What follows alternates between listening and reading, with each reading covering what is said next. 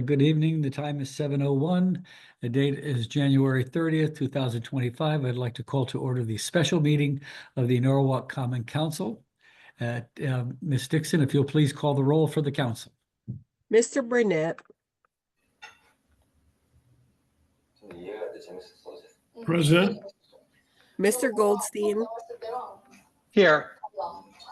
Mr. Lopez, Present. Ms. Najilski-Eichner, Present. Ms. Smith, Here. Ms. Ayers,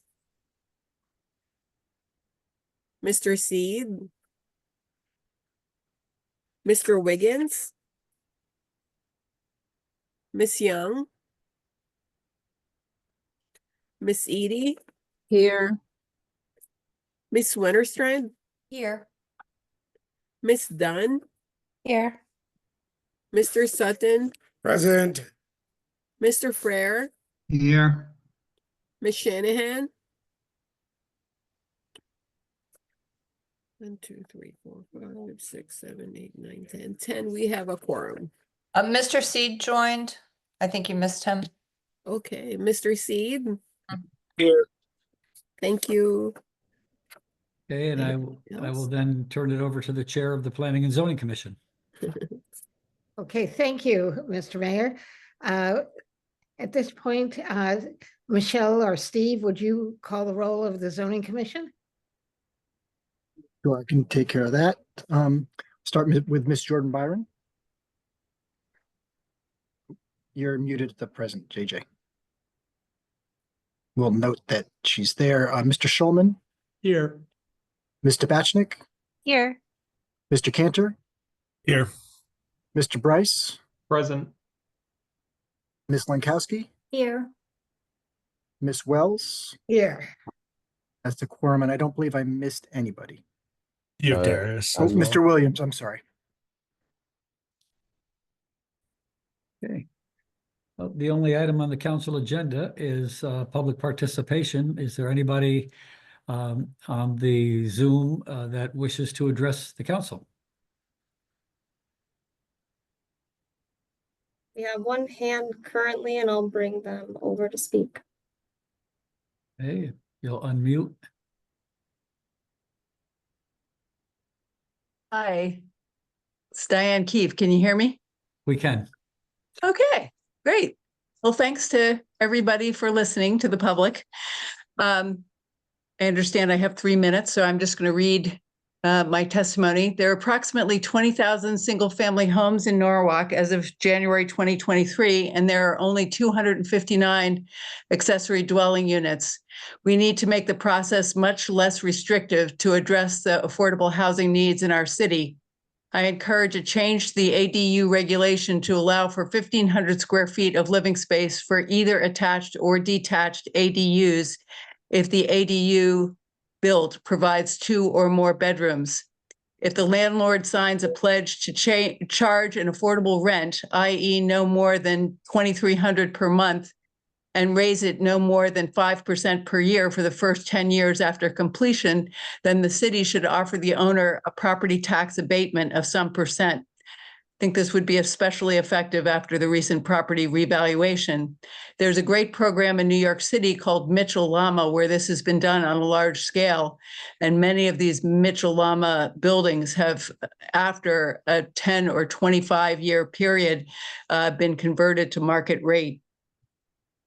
Norwalk should also provide incentives to property owners on Route 7 and the Post Road to renovate their buildings to build workforce housing above retail with similar incentives for owners who commit to keeping rents affordable for 10 years or more. The Monroe Street Senior Living Facility should add the 2.5 additional stories that they're allowed to add under existing zoning to provide more affordable senior housing, but I oppose taking any of the adjoining open space. As more people will be living there, if you add those 2.5 stories, open space will be more needed. And looking at city-owned properties, parcels 4 and 11 on the map should be converted to city parks because there isn't enough public space in Sono as it is, and those areas are flood prone. Instead of giving expedited approval to 5-story stick-built multifamily buildings, the city should expedite projects that convert commercial to residential, given that the 42% vacancy rate are zombie buildings that deaden street life in their vicinity. Instead, signal to developers they will be expedited in the permitting process if they plan for at least 20% affordable with a minimum of 5% deeply affordable units. The market responds to clear signals. The city needs to invest its regulatory infrastructure in private development that meets the needs of the city for greater affordable housing, greater bicycle and pedestrian infrastructure, and fewer parking lots. And the need for affordable housing near the transit hubs is particularly vital. And I thank you for your attention. Have a great evening.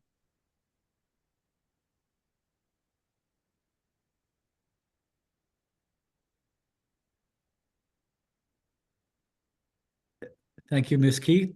Keefe, is there anybody else that wishes to address the council?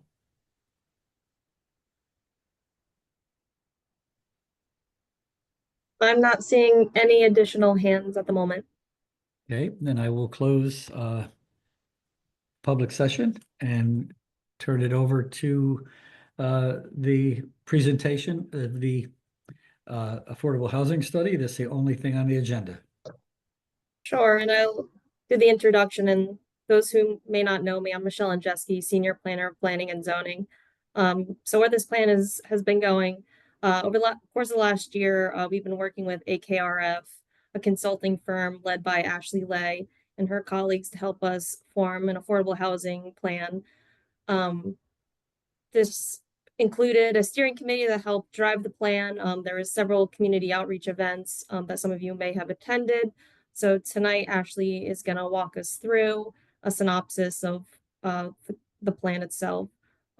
So from here, and I believe it'll be just presentation and then followed with discussion, I believe. So from here, I'll turn it over to Ashley. Thank you. And yes, so I'll walk through the plan. Let me just share my screen.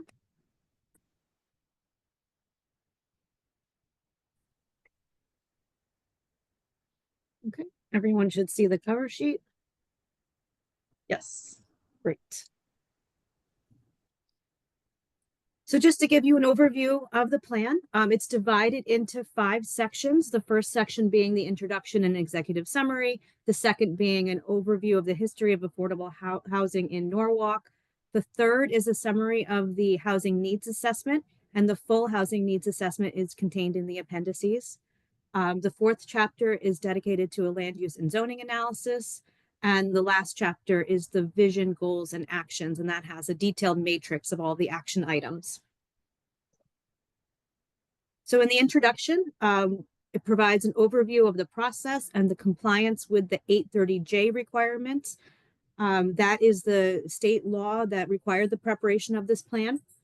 It defines affordable housing. It identifies the key vision and guiding principles of the plan, and those were developed through the public outreach component of the project. It provides the state and local context for the plan, identifies the key stakeholders and agencies that we engage throughout the process, and summarizes the key steps in developing the plan and the overarching conclusions. So through the process, as I said, we had extensive public engagement and outreach. And through that, we developed a vision statement to guide the plan. And that vision statement is: Norwalk strives to be a city with housing accessible to all, a place where residents can live and work because of the affordable, diverse housing stock that accommodates the diversity of its population. And that vision was the guiding principle for the entire document, which is then broken down into 4 more specific guiding principles, which are then used to frame the action matrix. So those principles are: Norwalk is a diverse and inclusive city that strives to provide a diversity of housing types to meet the needs of all residents, as well as those who are employed in Norwalk and the desire to live within the city. Norwalk has a critical need to provide more affordable housing, social services, and economic pathways for its very low-income households. The market alone will not address this gap, and public investment is required. Norwalk recognizes that financial incentives such as tax abatements and grants are needed to bridge that market gap and facilitate the preservation and construction of quality, affordable, and workforce housing. And lastly, Norwalk recognizes that the housing crisis is a complex regional problem that requires partnerships with state and federal agencies to address its many fronts. Norwalk is committed to advancing equity in housing and to addressing enduring racial disparities in income levels and housing access. The next chapter is the history of affordable housing in Norwalk. It summarizes the key federal and state policy affecting housing, as well as provides an overview of the key milestones in Norwalk's land use and housing history. And Norwalk really was at the forefront of housing throughout the last 100 years. In 1939, it established the first Norwalk Housing Authority. And then in 1987, Norwalk established the Fair Housing Advisory Commission and Fair Housing Officer. That was before Connecticut rolled out 830G in 1989. So you really were at the forefront of addressing housing concerns. And then most recently, in 2024, you updated your inclusionary zoning code provisions. So the next chapter is the housing needs assessment. This was where we did the detailed analysis in terms of the census, the demographic analysis, the census studies, and all of the outreach to the community. The objectives of the housing needs assessment were to engage the Norwalk community and housing stakeholders in a robust dialogue about the current and future housing needs. We compiled very detailed demographic data, documenting the housing and market shifts, the various trends and factors that are facing, that are impacting housing needs, and identifying disparities in the unique needs of the different subpopulations within the city in terms of the lower income households, racial groups, and age groups. And that served as a tool for the outlining the policy steps in the next phase of the project. So I'm going to walk through a few of the high-level summaries or issues that came out through the housing needs assessment. So the first being that Norwalk has a critical need to provide more affordable housing, social services, and economic pathways for its very low income households. So even though Norwalk has a relatively high median income of $98,000, a quarter of its population earns less than $50,000 a year. There are some renters and homeowners at all income levels that are financially burdened by the high cost of housing in Norwalk. So about 40% of Norwalk's households pay more than 30% of their household income towards housing costs. If you're paying more than 30% of your household income, that is defined as being unaffordable. So affordable housing is when you're paying 30% or less. The city needs to significantly expand the supply of rental housing that are affordable to households earning incomes less than $75,000 per year, or 83% of Connecticut's median income of $92,000 per year. Almost half of Norwalk's renters pay more than 30% of their household income towards their housing costs. And the cost burden rates are especially high for the households that are earning less than $75,000 a year.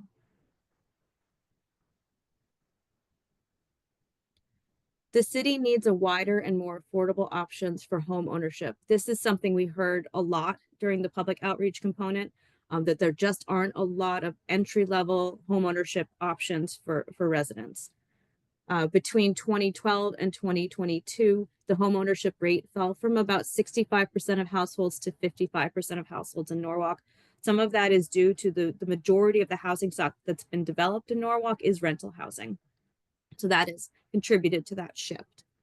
The median sales price for a single family home in Norwalk rose 41% from about $413,000 in 2015 to $700,000 in 2023.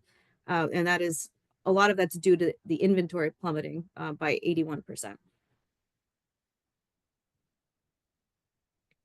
Norwalk needs more housing to accommodate its workers, including retail workers and public safety personnel, teachers, and hospital workers. So these are not just government employees. These are people who are working at all levels within Norwalk. Approximately 75% of workers employed within the city do not live within the city. So it is a destination for employment. These workers contribute not only to the local economy, but are also essential workers critical to the provision of public services. The lack of the affordable housing makes it harder for Norwalk's employers to secure labor and to grow their businesses. Between 2011 and 2021, the number of jobs in Norwalk fell by about 16%. The city has a growing supply of new rental housing that serves the regional housing market, but also fulfills local housing, quality of life, and economic development needs. So even though, we did hear through the process that a lot of the new rental housing that's being constructed is not affordable, or the units that are set aside are not affordable to a good portion of the population that is looking for affordable housing. There is a sizable segment of Norwalk's local population that can afford those units. And the production of those new units has helped to revitalize key parts of the city, especially in South Norwalk and on the Route 7 corridor. All kinds of rental housing are needed, but there's an especially acute need for affordable 2-bedroom rental apartments and family-size units. So that's something we heard quite a bit in the public outreach component, that most of the affordable units that are being created are studios or 1-bedrooms, and that there's a need for the more 2-bedroom, 3-bedroom family-size units. These are especially important for young families, young couples who are looking to settle in Norwalk, and as well as seniors. And lastly, the city needs to continue advancing housing linked to transit, walkable neighborhoods, and economic development strategies. The current levels of transit utilization is under 2% for the work trips to Norwalk sites, and the city needs to do more to be more transit accessible. Both residents and stakeholders broadly expressed concern about worsening traffic conditions and supported major expansions of transit service. So the next section of the document goes through the existing land use and zoning within the city.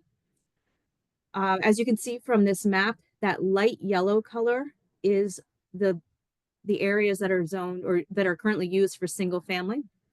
So a large portion of the land zone within Norwalk is dedicated to single family development. It's about 65% of the total land area.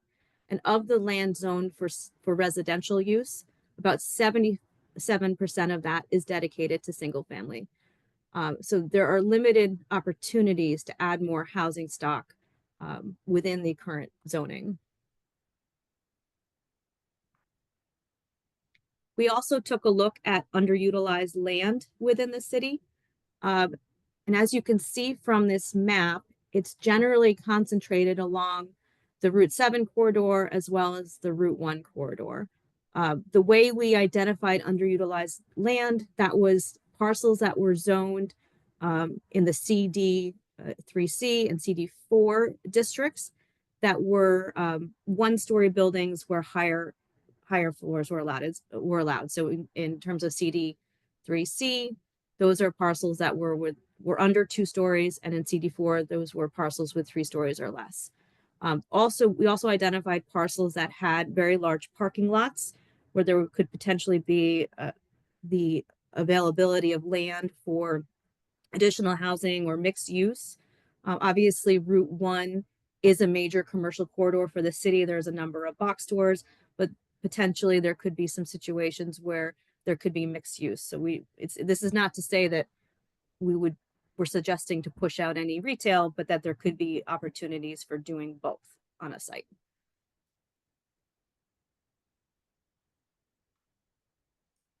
We also took a look at the underutilized government-owned land.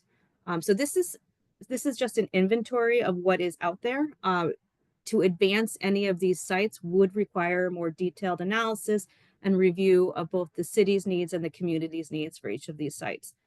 So some of the parcels, for example, that are worth looking into more are the Norwalk Courthouse. That building has been vacant or temporarily closed since 2022. Advancing anything on that site would require a partnership with the state of Connecticut. Some other areas are Norwalk Community College. If there was an opportunity for Norwalk Community College to put student housing on the site, that could help alleviate some housing demand.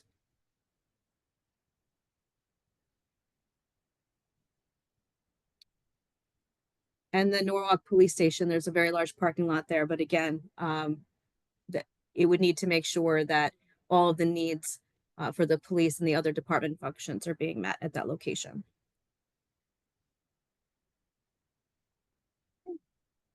And the last section of the document is the implementation matrix. So this is the vision, principles, goals, and actions. This is just a snapshot. It's several pages long, goes into the great detail. It identifies the guiding principle, the goal, the action, the time frame, the responsible party, and the challenges. We did go through and try to highlight a couple priority action items. There are 5 identified, and those are identified with the little red box. And they're all guided by those 4 main themes. So there's zoning and land use, public-private partnerships, tax and financing innovations, and federal and state advocacy. So I'm just going to walk through a few of the highlights from the matrix. In terms of zoning and land use, we looked into updating the City of Norwalk zoning regulations to further expand affordable and workforce housing opportunities. We looked at inclusionary zoning requirements. We identified opportunities for density bonuses and tax incentives.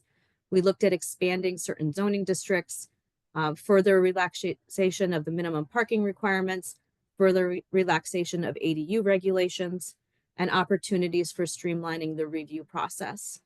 In terms of the high priority items, we identified expanding inclusionary zoning provisions to further incentivize development of affordable and moderate income units, including 2-bedroom and family size units, which are in high demand.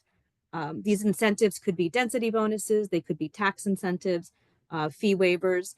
One of the things that we learned, and I'll talk about this more on the next slide a little bit more, is that increasing the inclusionary set aside, so the requirement of more than 10%, does have the potential of stalling for further development. Whereas if we looked at more of a carrot approach, so more incentives, tax abatements, that has the greater potential at this point in time to generate more housing.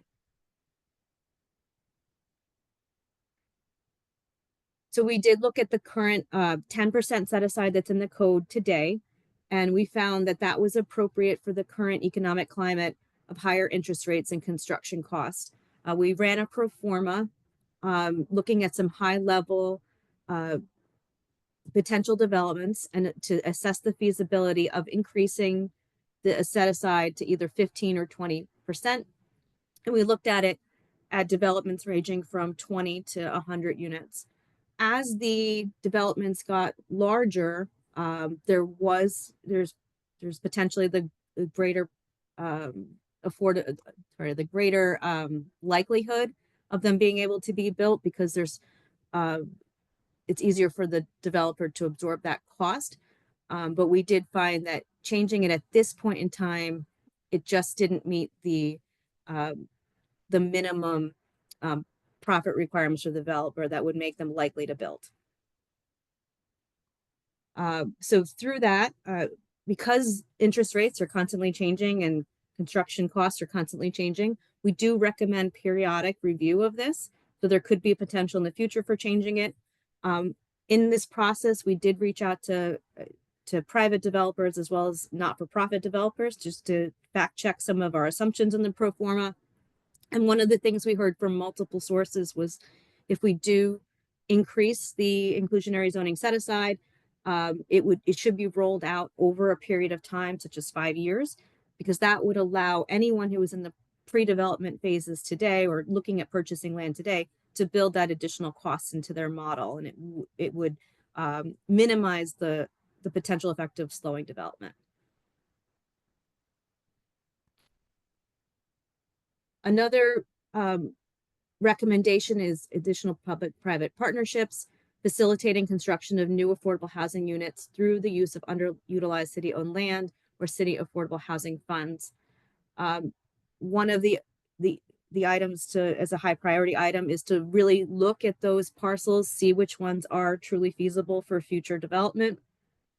and conduct a competitive developer request for proposal to solicit proposals for construction of new affordable housing units. It's important in a process like this that the RFP specify specific criteria that the city is looking for, that the community is looking for, that this is a very public process, so that you can ensure that the ultimate mix includes, whether it's additional open space or a community resource within the building, just to make sure that the needs of the community are truly being met.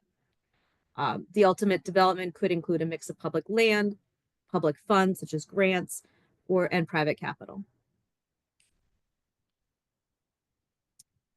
Another public-private partnership goal is to work with community partners to facilitate the development and preservation of affordable and workforce housing. One item that could be advanced is a program to preserve or update the naturally affordable units. These are market rate units in older or less amenitized buildings. They generally, because they're older and have fewer amenities, are lower than typical market rate, especially compared to the newer buildings within Norwalk. This type of program could offer micro grants and capital funds for building improvements in exchange for deed restricted affordable units. This would allow some of these buildings that may be falling into disrepair to be improved and stay as long-term affordable units.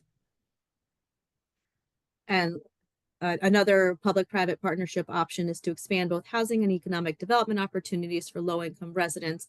And an example of this would be to support not-for-profit workforce development programs through community development block grant funding and the Neighborhood Assistance Act tax credit program. In terms of tax and financing innovation goals, supporting development of affordable home ownership units and pathways for residents to become homeowners.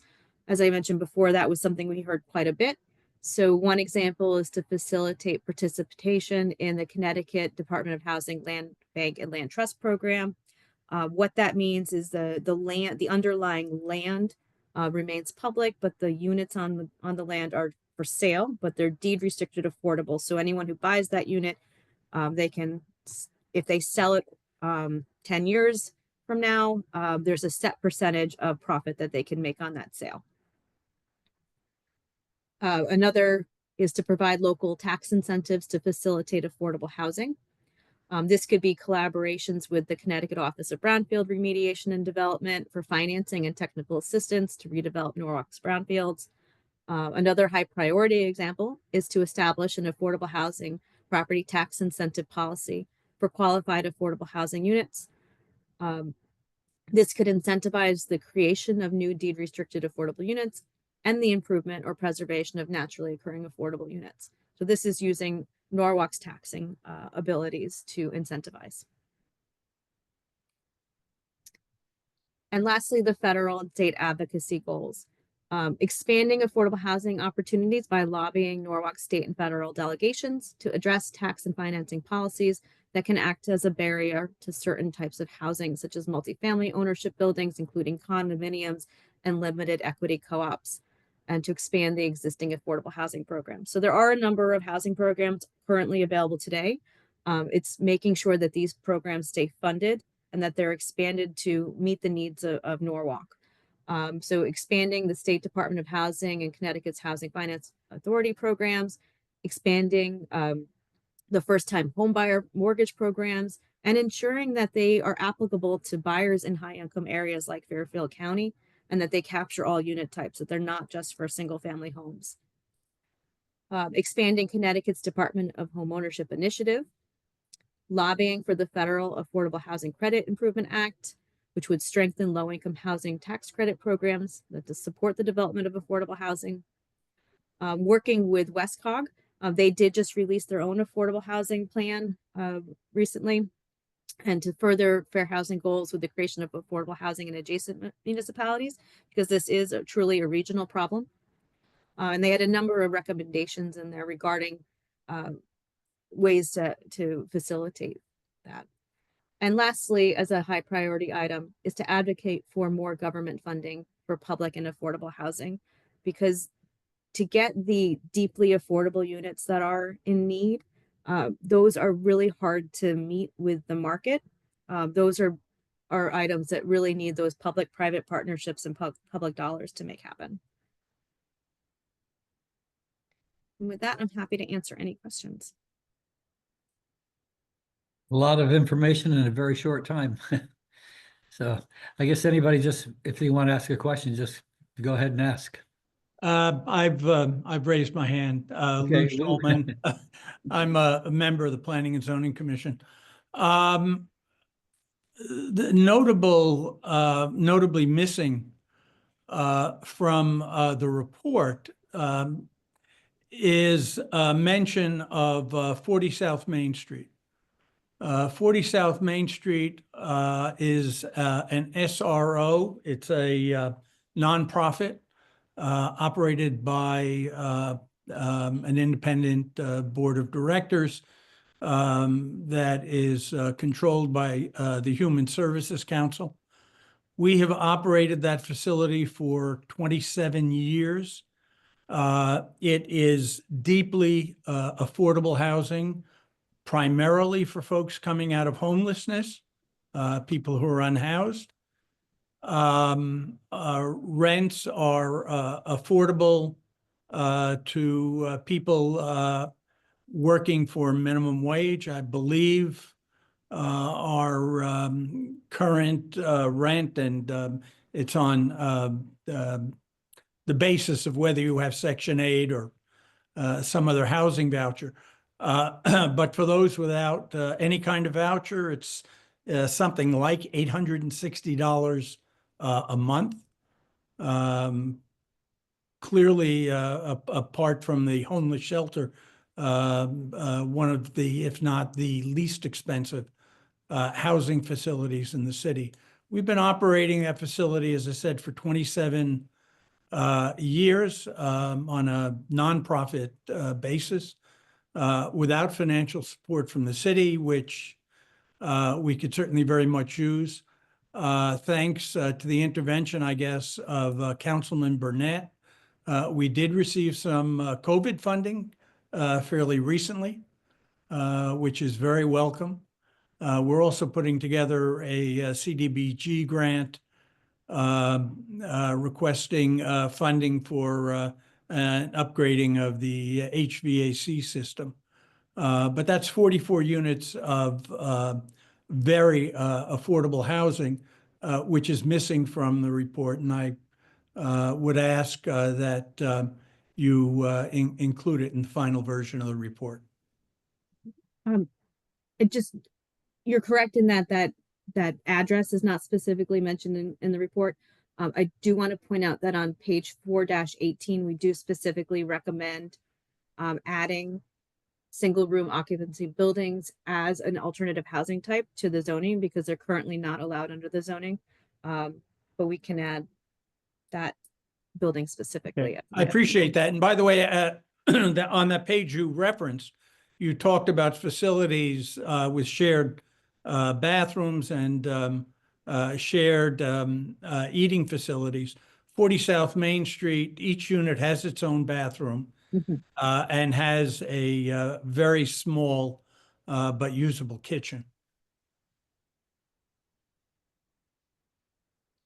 Thank you, Lou. Any other questions that people would like to ask? Josh? Mr. Goldstein? Thank you, Mr. Mayor.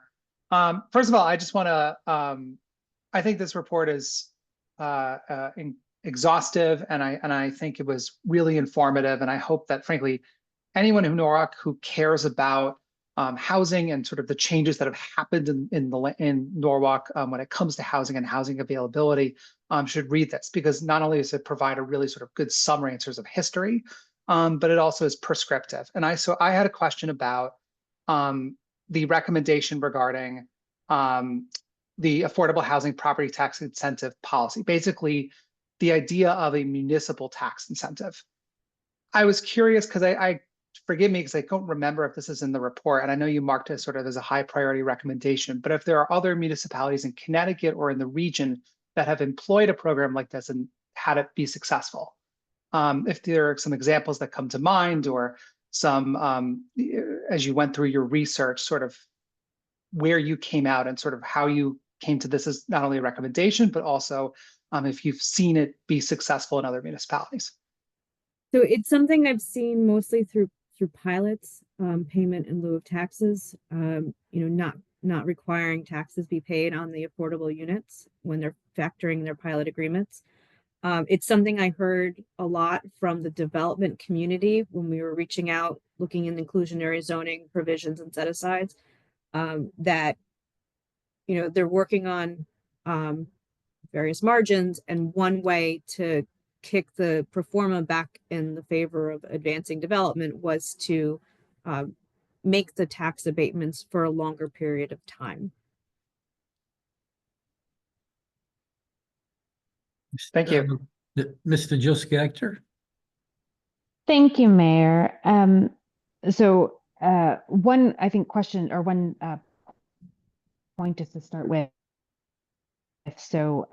The Council's Affordable Housing Ad Hoc Committee will be carrying on, I think, conversations over the remainder of the year based on some of the recommendations in this report. So for all the folks who are listening in tonight and didn't feel ready to comment yet because they hadn't seen the presentation, I think this is a conversation we really are planning on that committee being a place to discuss. And so I hope that people will come and share the remarks and provide additional suggestions. I appreciate Ms. Keefe's thoughts on that as well. So this is the start of a conversation, very much not the end from the council's perspective. And I appreciate Mr. Goldstein raising the tax question. I think that is one of the few items, although truthfully, I think it also falls in the BET's purview as much as the council's, and is, I think, an obvious place to start in talking about that. So I definitely think that is a place that the committee will be following up on in the near future. I actually wanted to get your thoughts on a couple of other areas that have come up, I think, repeatedly. So senior housing is an area that I think people have realized that I think, very well-intentioned goals of helping people age in place has now left situations where we have 4 and 5 bedroom homes occupied by 1 or 2 residents. But we haven't sort of sufficiently created alternative senior housing for folks who would like to downsize. So I wonder if you could talk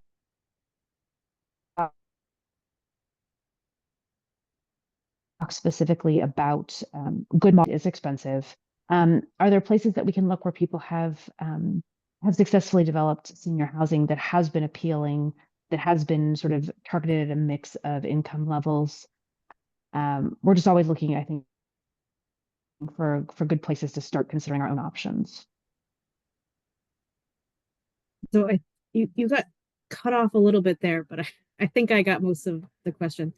So in terms of senior housing, that is something we are seeing regionally, where there are people who are essentially overhoused. And we have people who are like, and the problem that we're seeing is there's not an affordable place for them to move. It's more, they may be living in a place they've lived for 30 years, their mortgage is paid off, their taxes are relatively manageable. And when they look at moving into a newer apartment or condominium, it's actually less expensive for them to stay where they are. So a big part of addressing that problem is increasing the supply of housing. At all levels. That is one thing that we saw in this report, is it's not just new rental housing that needs to be built, it's new housing at all levels to meet these various needs from the community. One thing to look for in terms of new housing that appeals to seniors is encouraging housing that has a single floor. If it's a building, that it's an elevator building, that it is designed for ADA accessibility.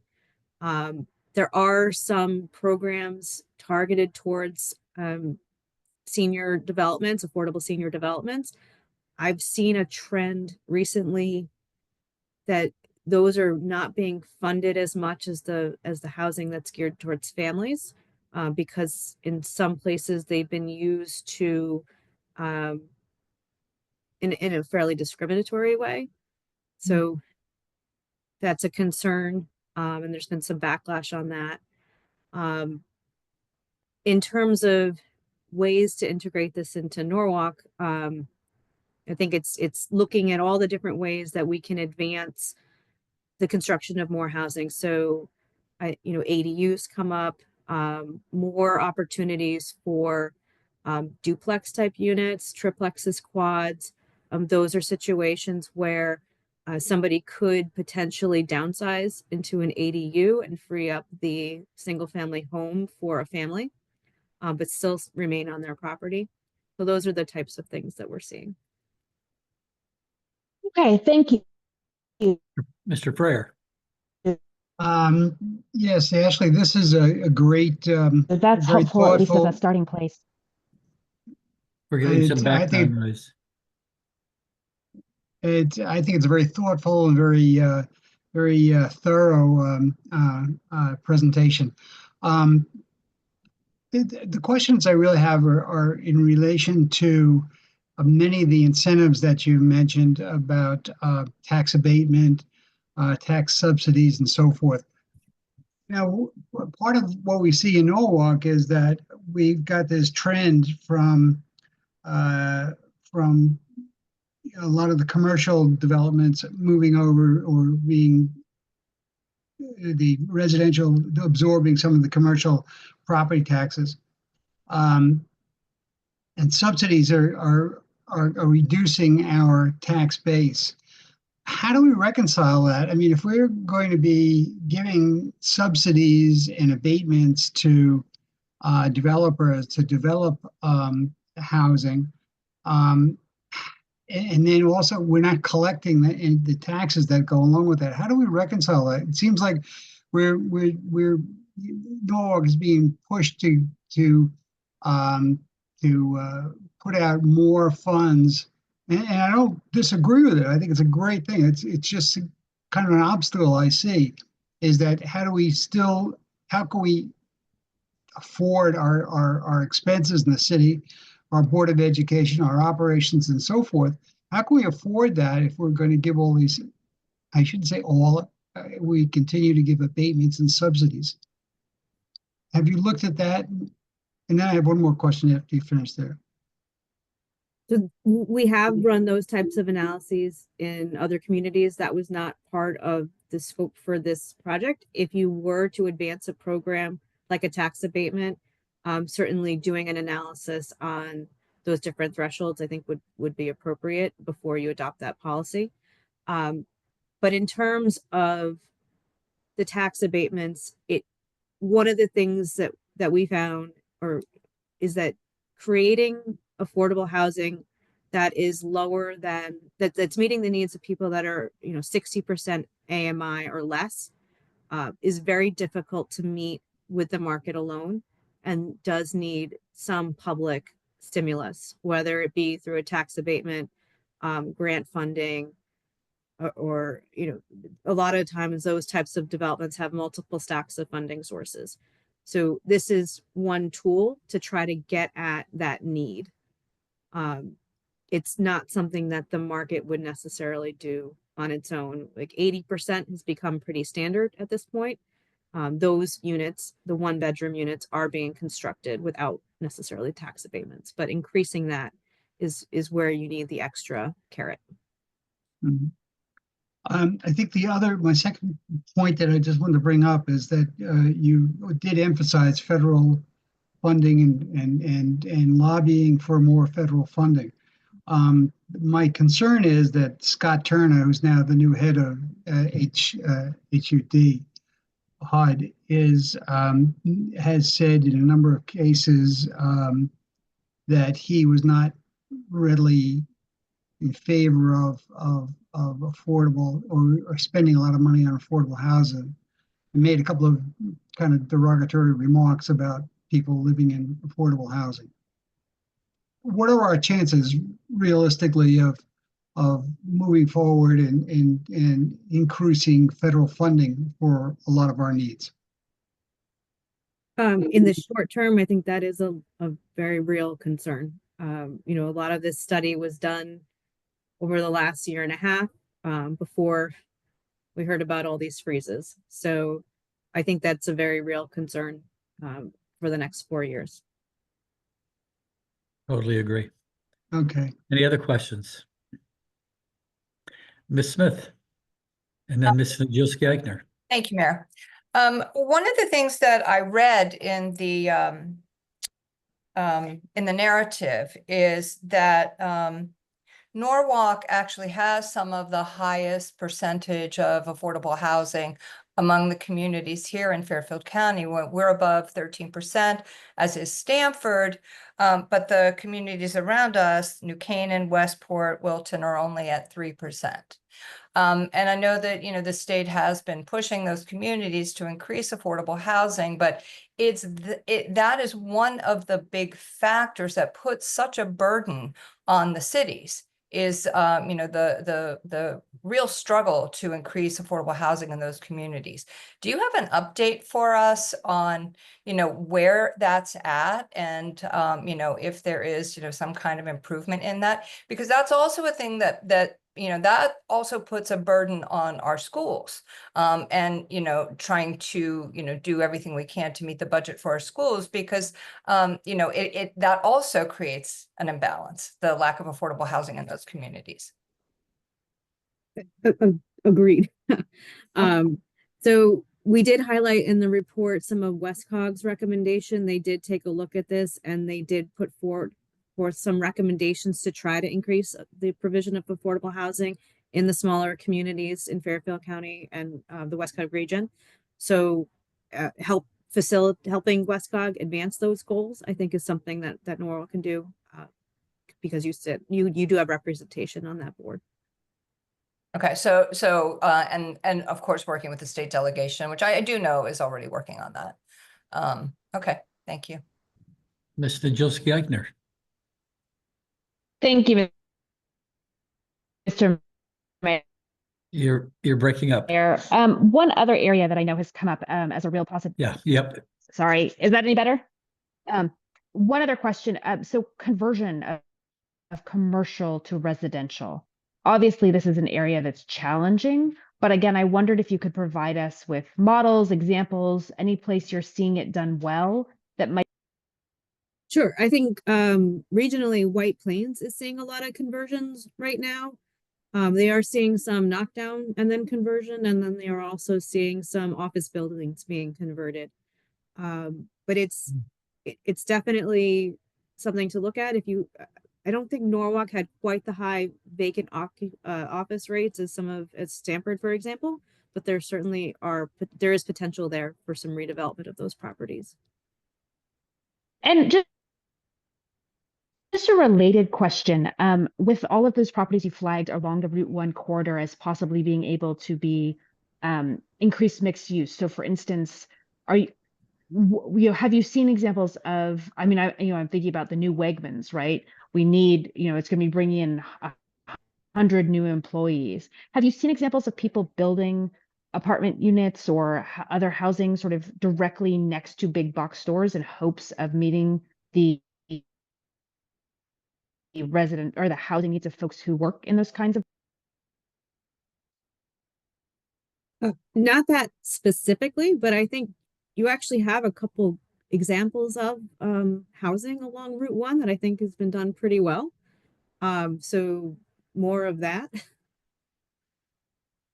Yes, I can think of several apartment complexes along there. So that's actually helpful to know that you think the ones that are in place are actually helpful for the school. Yeah. Mr. Kleppen. Thanks, Mayor. Just to expand on the answer a little bit, we actually have just kind of started a program a week ago that we got funding, thank you, through the capital project process last year to get a extension for our GIS software where we're able to actually model all the development in the city. And then it also takes our new zoning code and adapts that into the model so we can model new developments and how that could look in terms of adding more density, adding building height, and those kind of things. So what we had talked about doing was actually picking a couple key intersections along Westport Ave and Connecticut Ave and looking at different models to make it more of a mixed use cluster and what that would look like. And that's referenced in a couple reports that have, housing study reports that have come out recently. And so the idea would be, we would look at these key intersections, see if we increase the density, increase the height. Along with that, making sure the developments would be, more sustainable, similar to what we did in East Norwalk when we did the upzoning there. So we are looking at that, and we're hoping to have something probably by either the end of the year or the beginning of 2026 to kind of roll out and show folks what that might look like. Thank you. Because I think, to the traffic points that have been raised, I think the thing that was most new to me in the data in this study was that 75% of our workers are now commuting from outside the city.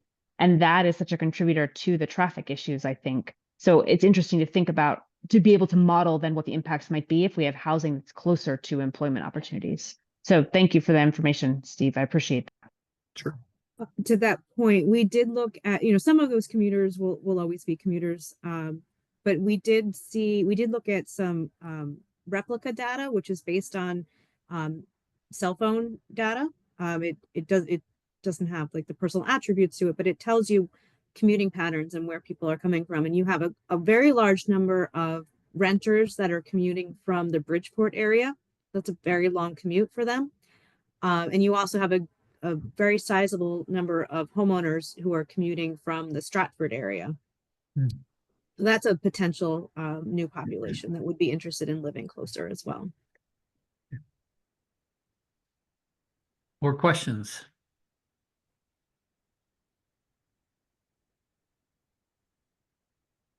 I don't, Mr. Lopez. Thank you, Mayor. Actually, quick question. In the second paragraph in the memo towards the end, it says, where is it? It says the sentence that reads, "It's important to note the scope of the analysis does not extend to a discussion policy or trade-offs or solutions to financial feasibility." Would it be better and more accurate to say infeasibility, since the context suggests that the memo is actually aiming not to propose solutions for situations where projects are financially infeasible? So essentially, it seems like I think it would confuse the reader a little bit, since feasibility itself is not, it's not a problem. Typically, that's requiring a solution. So you're referring to the memo that's in the appendix, correct? Correct. Yeah. Okay. Yeah. It's the minor. Yeah. Yeah, we can take a look at that. Gareth from my office is on the phone as well. I'm not sure if you have. Yeah, no, it doesn't have to be addressed at this Okay. minute. Yeah, no, just kind of All right, we'll take a look at that. Great, thank you so much. Thank you. Mr. Chapin, is it? Yes. And Hi which name was first and last? Yeah, Chapin Bryce. Yes, thank you for the presentation tonight. In looking over some of the recommendations, I was trying to find the exact section, but I'm failing to quickly here. One of the things that came up was, as a recommendation, was talking about streamlining the approval for certain building types, I think for moderate and affordable housing developments. And I think similarly, I recall reading about certain plans for, I believe, ADUs specifically, that if they met certain conditions, just to have them by right. Are there communities or model communities we could look at as examples of this, or things you've seen work well in either of those regards? Yes. So in the report, there were some, they weren't in Connecticut, but there were some examples. I think it was in Wisconsin that had an example of having a pre-approved ADU plan. So that's one example. And then in terms of streamlining, I would say locally, New Rochelle has a good model for streamlining. Thank you. Mr. Bochnik. Yeah, hi.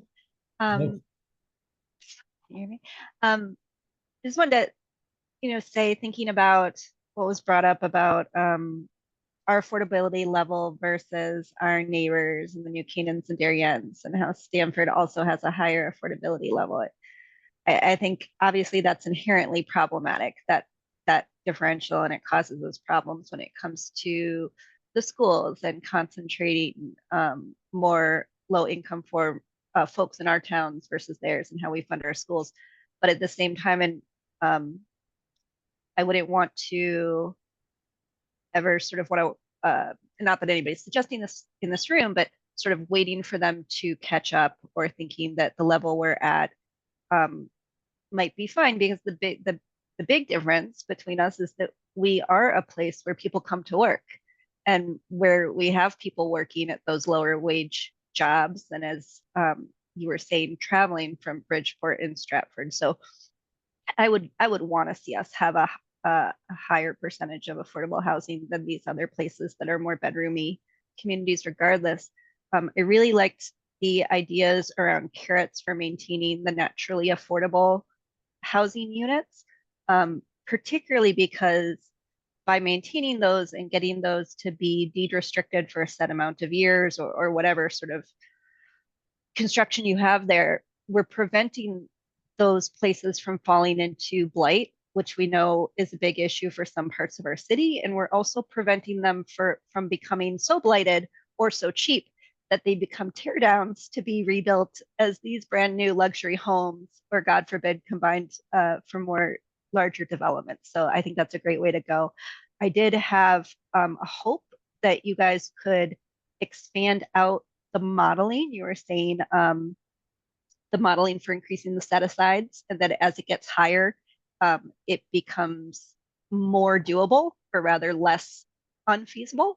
But the modeling only went up to 100 units. And we've recently seen some developments that were closer to 200 units, let's say. So I'd sort of like to know, at what point does it start to become feasible?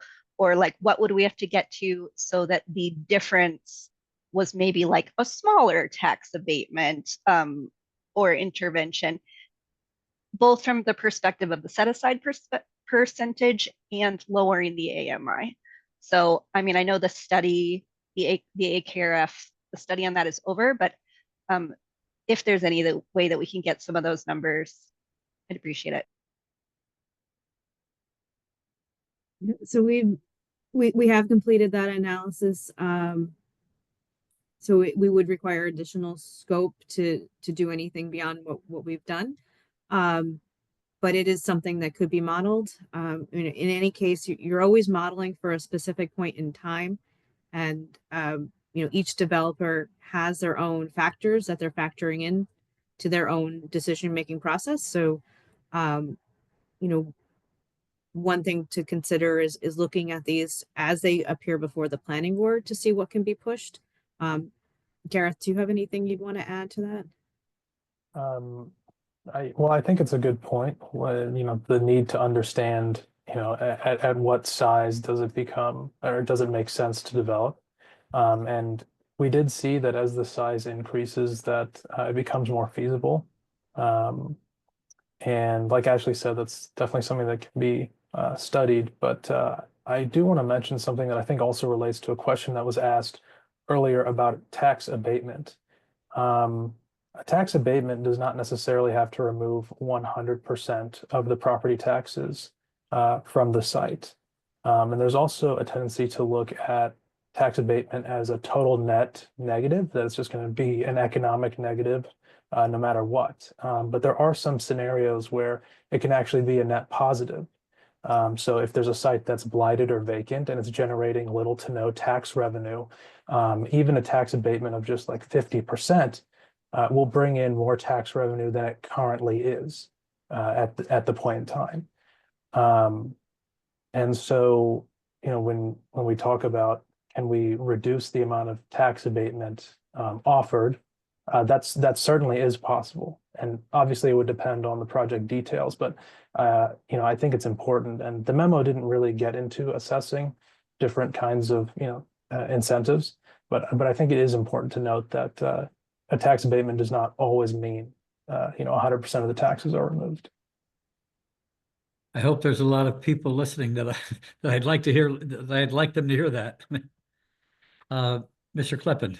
Sure. Thanks again, Mayor. Just a quick follow-up on that. So we've already started looking at a couple, obviously the plan has a lot of recommendations that directly overlap or directly require P&Z to take action and look at things. So a couple other things we've already started kicking around in terms of more of a carrot approach is, as was discussed earlier, currently the regulations require 10% of the units in multifamily developments to be deed restricted affordable in perpetuity. we're looking at ways that, because the plan identified a couple different areas that, needed help. So right now, the areas above 80% SMI, but below, say, 95 or 90% SMI also have a need. So we were saying, all right, well, what if we, in addition to the 10%, ask for 5% in that range, or maybe 5% lower than 60% SMI? And if you do that, we'll give you a bonus or relief in some way from something else in the regulations. So we haven't quite figured out the best way to do that. Something to consider and think about is sometimes that requires additional height or additional density or some kind of relief. We'll definitely explore, the tax incentive side with you folks, but just some things to think about. And we're definitely going to move on that kind of pretty quickly. I would say sometime by the spring, we'll have some proposals for everyone to take a look at and consider. Mr. Freyer. Thank you, Mr. Mayor.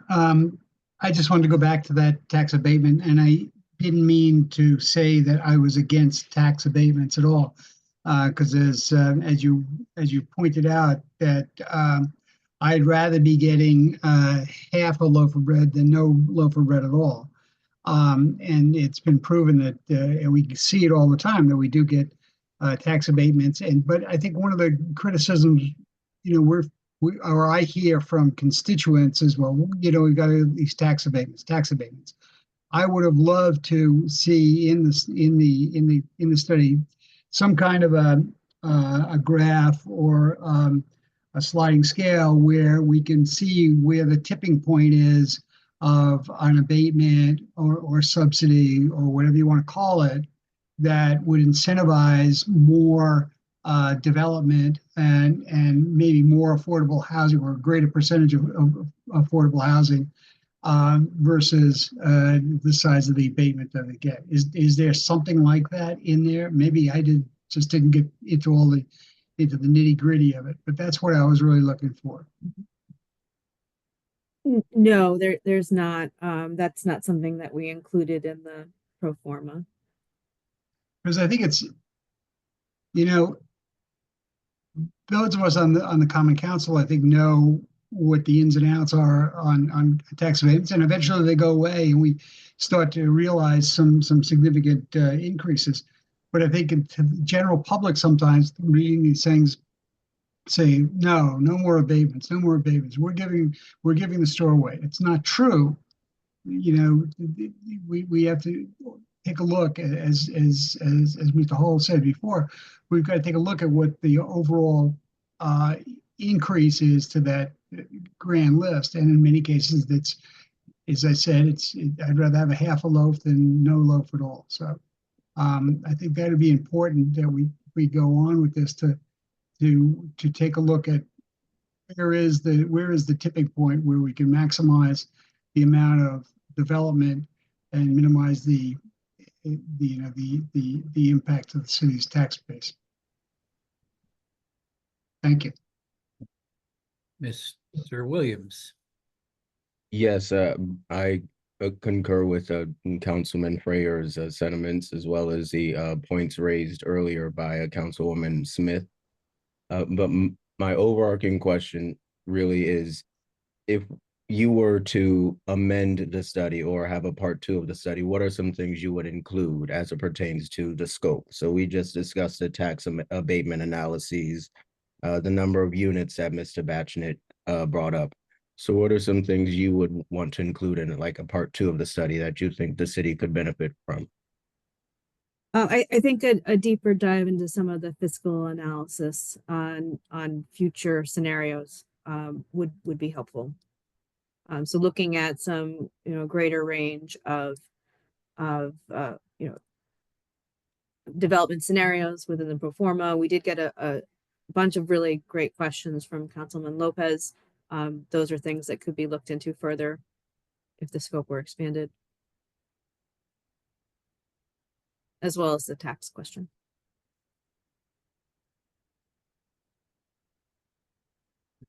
Ms. Wells?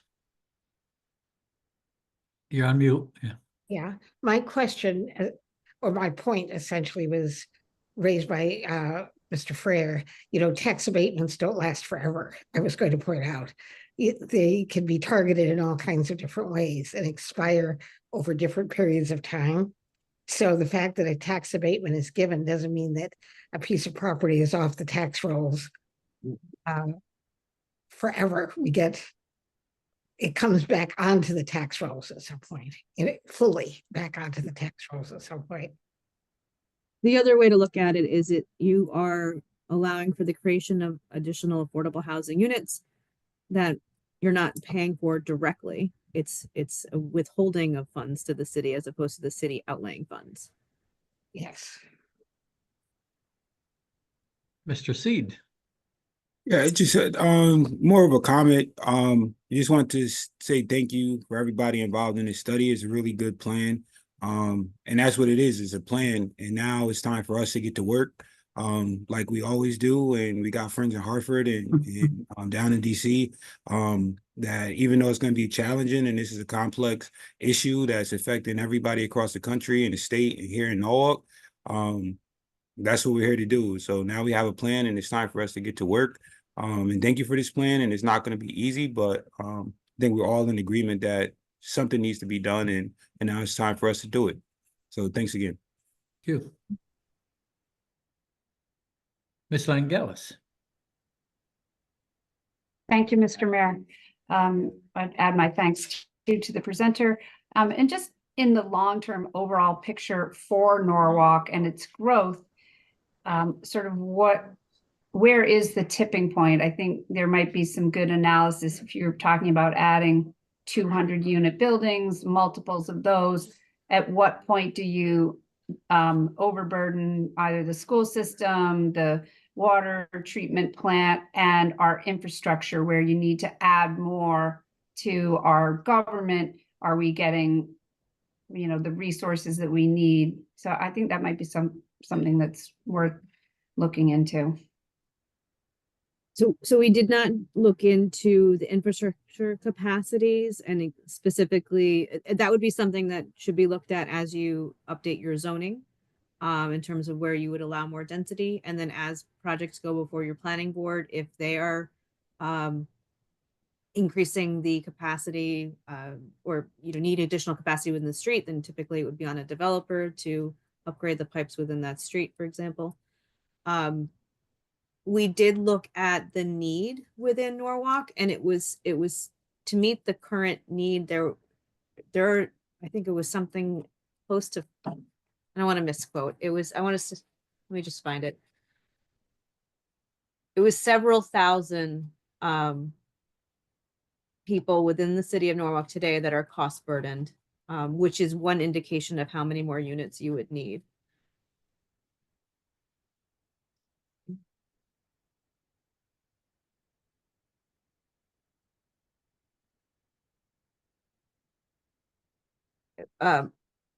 Almost 14,000 Norwalk households are cost burdened in 2022.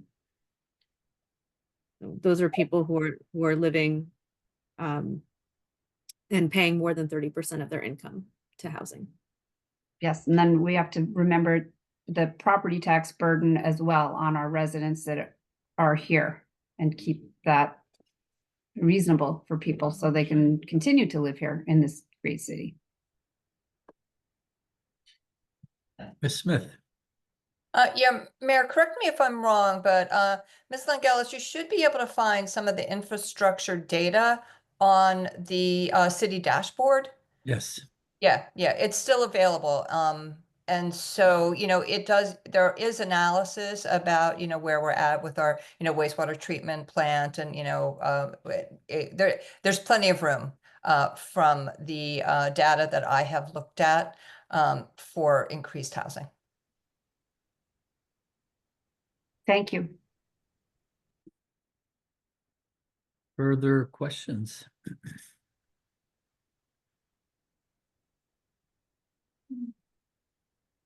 I do not see anybody's hand raised. So, oh, Mr. Kleppen. Sorry, Mayor. I figured it'd be You're that student in the class that says, oh. that, well, amongst some other things as well, but just so everybody's knowledge.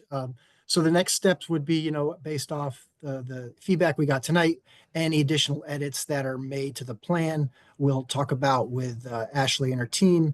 From there, we'll start, like, the next step would be really updating the POCD to include this plan as, you know, the housing component of the housing plan to the POCD. So that requires a formal referral to council to act on that. So you do have another opportunity to discuss and you know, raise issues and concerns. So it's definitely not the last bite of the apple at this plan. And, you know, thinking longer term, based on, you know, the feedback we got during the process and also what we heard tonight, was that there's a need and desire to look at that percent affordability, as well as some of the other analysis that were raised tonight. So that would be something we would kind of seek to do. You know, I don't know if it's every 3 years, 4 years, what the right time frame is, but this is definitely something we'll continue to look at going forward. And, you know, because the economic variables change all the time. So updating that seems to make a lot of sense. Ms. Edie. Thanks, Mr. Mayor. I just wanted to put in there, I remember Mr. Burnett asked if we could add the ordinance to the history section of this for the trust. I didn't see it unless I missed it. But the ordinance, I guess, I think it should be added into the report. Thank you. I thought we'd added that, but I'll double check. Okay, I might have missed it, but I didn't see it, but let me know. Thanks. Or maybe I added the wrong one. I added the 2024 one. Was it an earlier version? No, I think that's it, right, Nora? 2024, 2023, something like that. I'm I not. think it was 2024.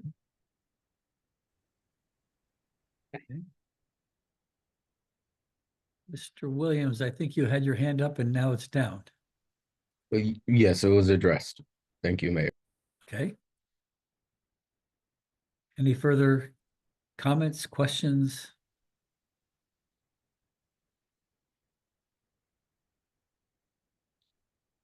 Well, I want to thank everybody for being here, and nice to see our cohorts on the Planning and Zoning Commission. Thank you for all the work that you do.